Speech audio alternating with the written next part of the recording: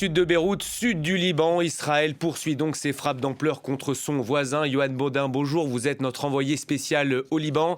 On en sait plus sur ces dernières frappes israéliennes? Oui, une frappe dans le centre-ville de Beyrouth a particulièrement suscité peur et colère. Le raid a totalement détruit le 7e étage d'un immeuble. Pas moins de 3 missiles qui ont visé le bâtiment. La frappe aurait visé un membre du Hamas, ce qui explique qu'il n'y a pas eu d'appel à évacuer. L'armée israélienne n'a pas encore revendiqué ce raid ni indiqué qui était ciblé. Le bilan de l'attaque fait état de 4 morts et de 6 blessés. L'étage visé était supposé être vide selon des voisins. Les riverains, eux, sont sous le choc, mais quelqu'un était arrivé la veille. Et le ressentiment aussi s'exprime dans ce quartier majoritairement sunnite, car elle est alimentée par la crainte que parmi les déplacés qui cherchent à se loger se cachent des membres des unités militaires du Hezbollah ou des groupes de combattants affiliés.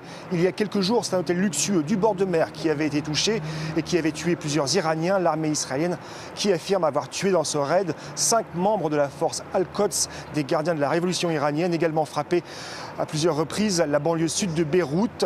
Un nouvel avertissement vient d'être émis pour justement cette banlieue sud.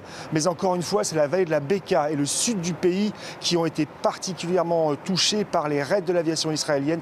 28 personnes qui ont été tuées dans le sud du Liban. Déjà de graves conséquences humanitaires, Yohann. Aujourd'hui, on l'a appris, 1 Libanais sur 10 est déplacé. Oui, le ministère des Affaires sociales avance le chiffre de plus de 800 000 déplacés, dont 120 000 accueillis en urgence dans des écoles, des infrastructures sportives. L'État libanais, dont les moyens, vous le savez, sont limités, tente de mettre à disposition les lieux qu'il peut ouvrir, comme tous les stades de football du pays qui ont été requis.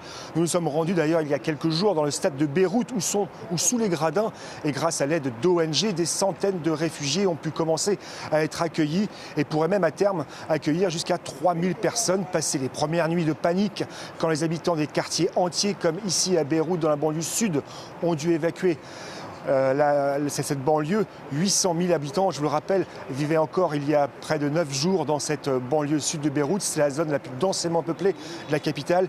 Eh bien, il y a eu ces scènes de familles qui dormaient sur des parkings sur la corniche. Et il y en a encore en bord de mer pour les plus pauvres. D'autres ont réussi à trouver une structure pour les accueillir. Et certains, et même la plupart, ont rejoint de la famille ailleurs dans le pays.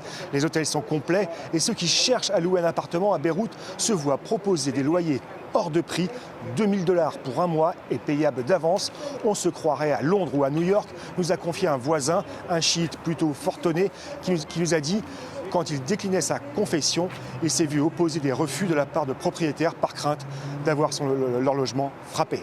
Yohann Baudin en direct de Beyrouth pour France 24. Merci beaucoup Yohann pour ces précisions. On vous retrouve bien sûr un peu plus tard sur nos antennes.